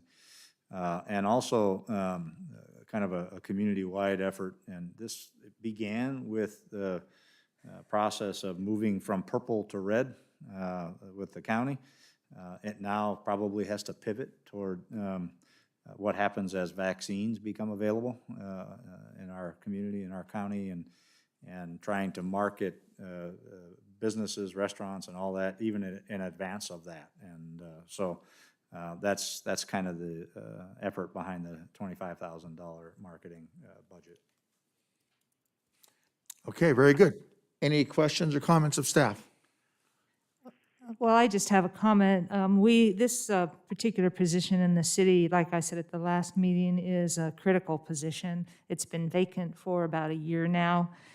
We have almost been paying the same amount of money for the consultants that were necessary to bring a light to all of our budget and bring everything into compliance. So, I mean, we definitely, I know that we looked at something else, but I think this is a better solution in terms of building some stability in our finance department and starting to recapture the necessary institutional memory that we lost with our retiree a year ago. So I really like this proposal, and I support it 100%.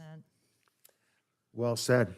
Mr. Duncan? So, just so I understand, Mr. Franklin retired, and Dustin left and went to U of R, and then we replaced the middle management position, and now we are going back to director and a lower position or whatever. I don't know the exact terminology, but, so we had two, we're going back to two. Yeah, fairly similar structure to what we had before, and again, because of the timing when Greg retired and then Dustin left us, we really had no choice but to bring in consulting services, and since then we found out there's some things that they helped us fix, but we basically are returning to that structure that we had a year and a half ago. So I'll move the item.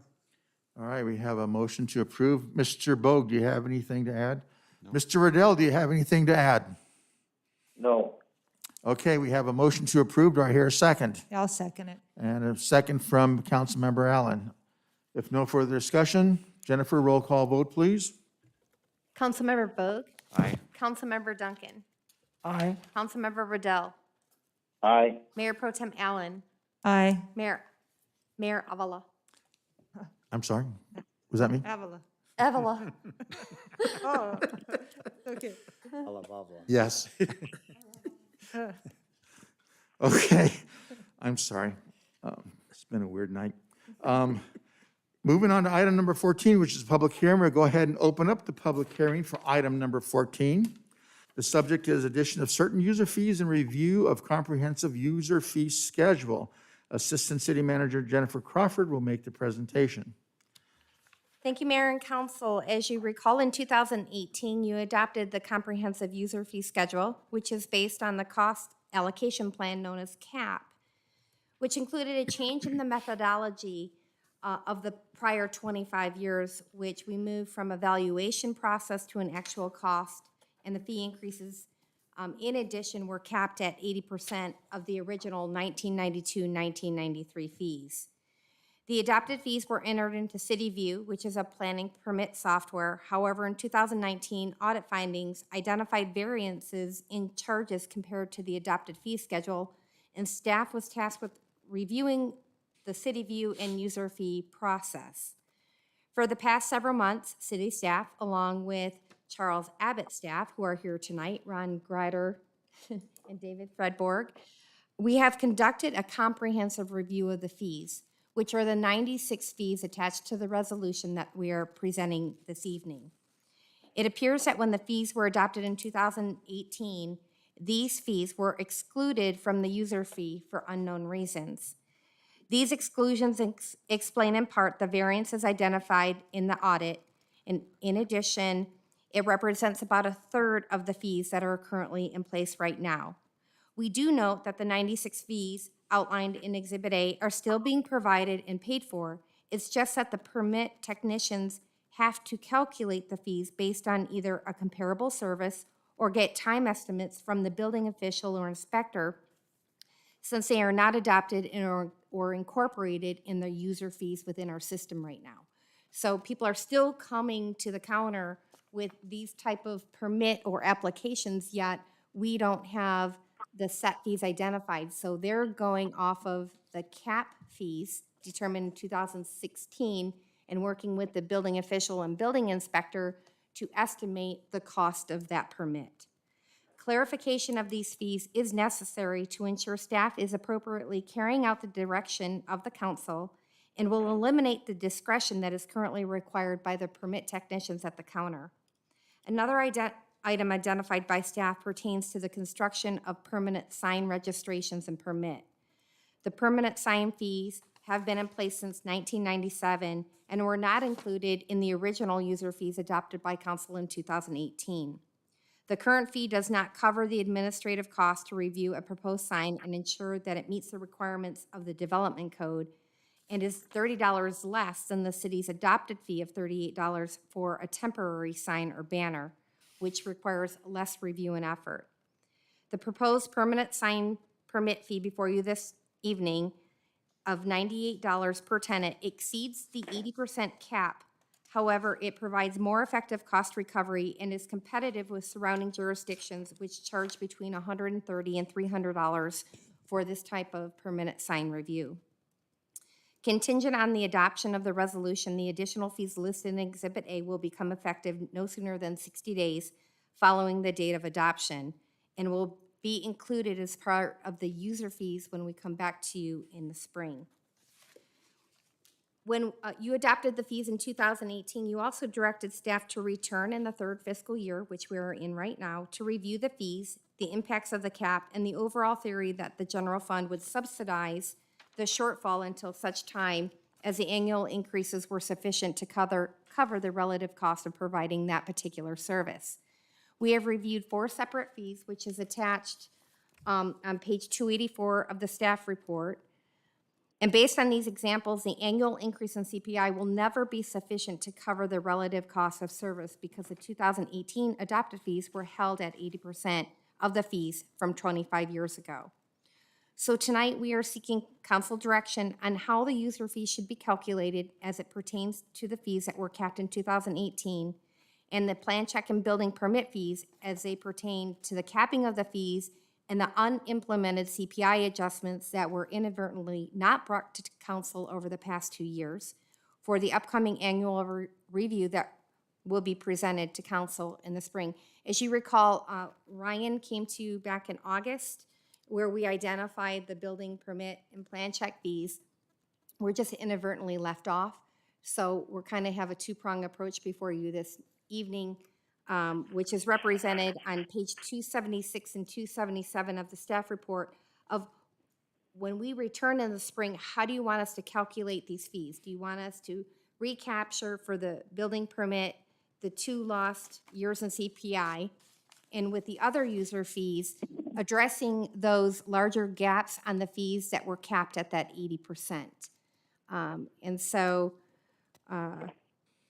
we are here for you to conduct the hearing and then to review and provide direction on how these user fees and the planning check and building permit fees should be calculated for the upcoming review.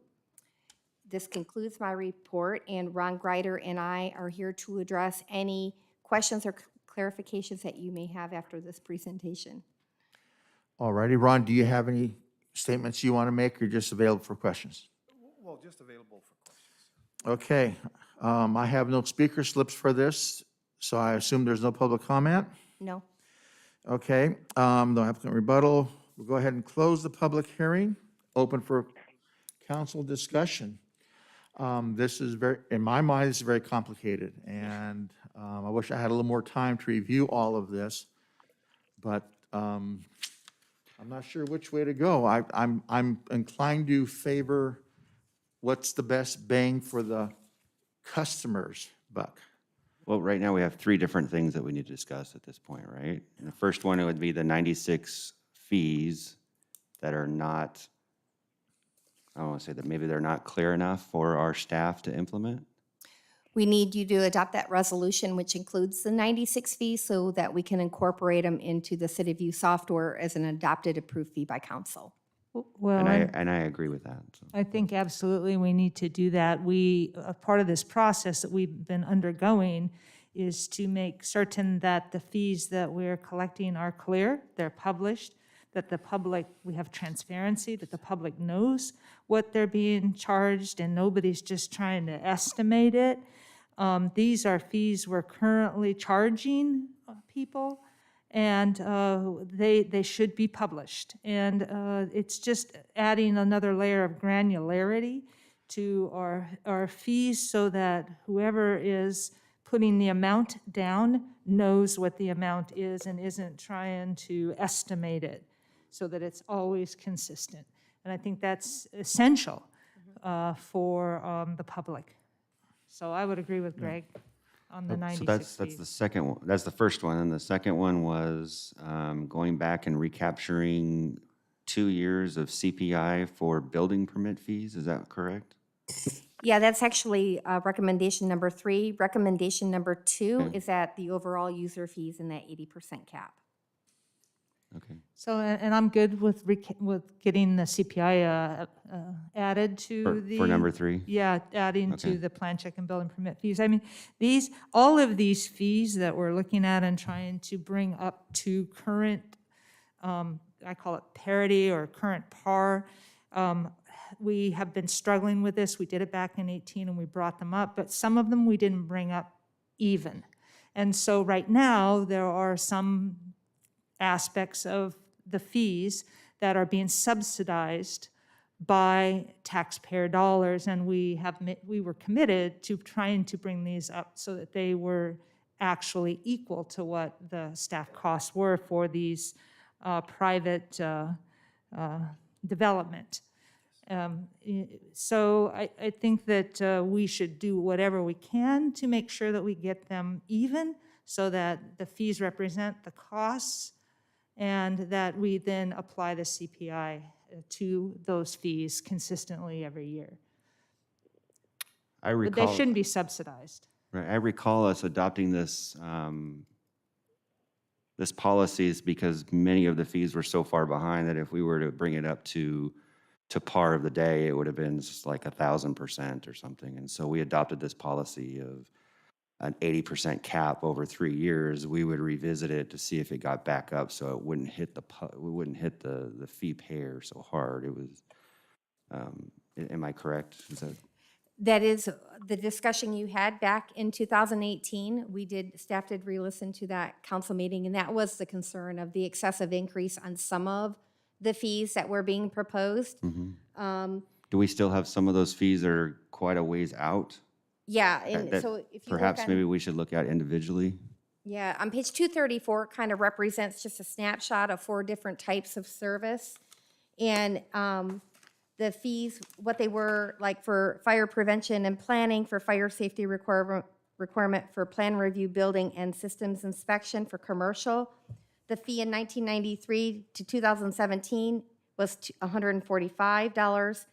The actual cost to do that permit was $692 based on the cap reviewed in 2016, but the cap was at $261. So there's that difference of $431 that is being subsidized in 2018. And as you can see, when we applied the CPI in 1920 and then the second year CPI in 2021, you can still see that the gap is growing versus coming back in to try to recoup the general fund subsidy.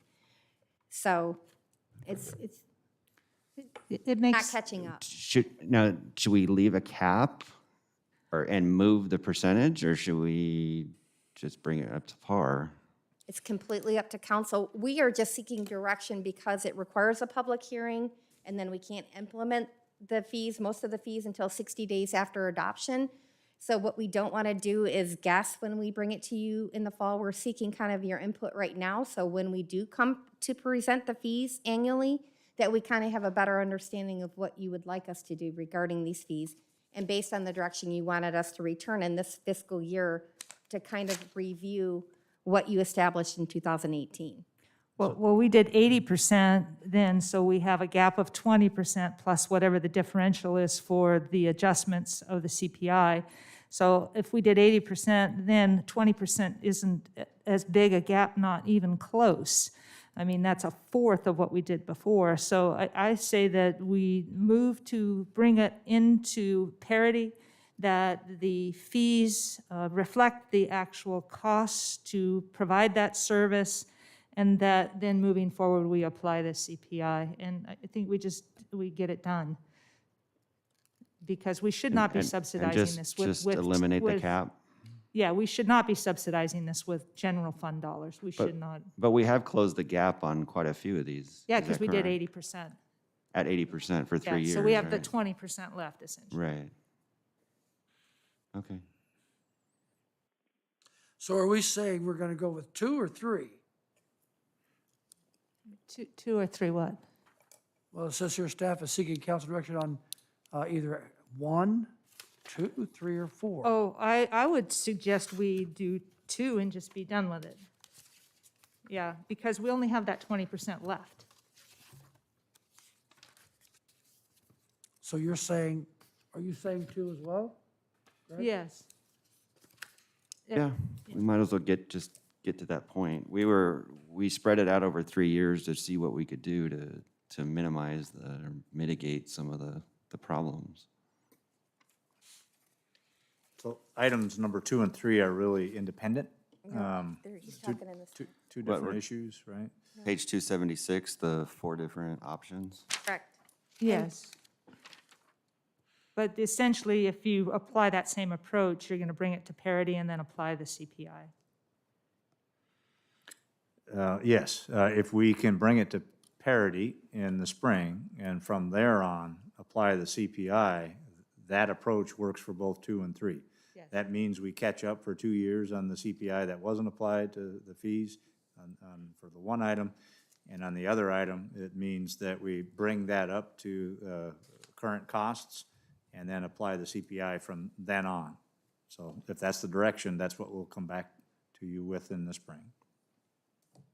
Okay. Yeah, okay. Do you need a motion? I do for Yeah, item number 1. Oh, okay, so I'll move item number 1. Okay, we have a motion to approve or move item number 1, Second. and we have a second. Any further discussion? Take a roll call vote, please. Councilmember Bogue, Aye. Councilmember Duncan, Aye. Councilmember Riddell, Aye. Mayor Pro Tem Allen, Aye. Mayor Avila. Yes. And for items 2 and 3, They needed direction, and I think we gave it to them. and you have direction for that. Unless there's any objection, I saw everybody's head nodding yes on that, so I think we're good. Maybe Okay. for the record, Councilmember Riddell should let us know verbally. Mr. Riddell, what is your feelings on the discussion and on items number 2 and 3? Do you concur with the recommendations of the dais? I do. Okay. Thank you. All righty. Announcements. Counselor, do you have any announcements to make? Happy Thanksgiving. Yes, happy Thanksgiving. Anybody going to do anything? Anybody going to travel or anything? Stay at home? We can have up to 30 people if it's a funeral, so we're having a funeral for my turkey, Tom, this Thursday. So we can, That's sick. Yeah, you can travel as long as you don't drive between 10 and 5. so, okay. This has been a weird evening, folks, and thank you for your patience. Closed session items, Mr. Snow. Thank you, Mr. Mayor. We've got a number of items on this evening's agenda. The first is Mike? conference with legal counsel, anticipated litigation. And actually, this first case is existing litigation, and that is the City of Yucaipa versus Neville Brock, Catherine Brock, Jeffrey Brock et al., as listed on the agenda. We would not expect reportable action on that.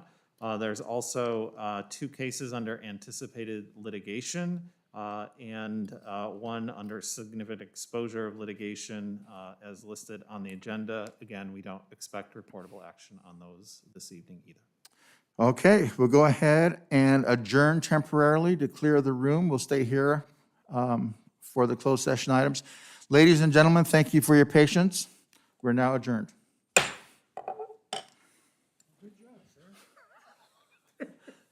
I felt like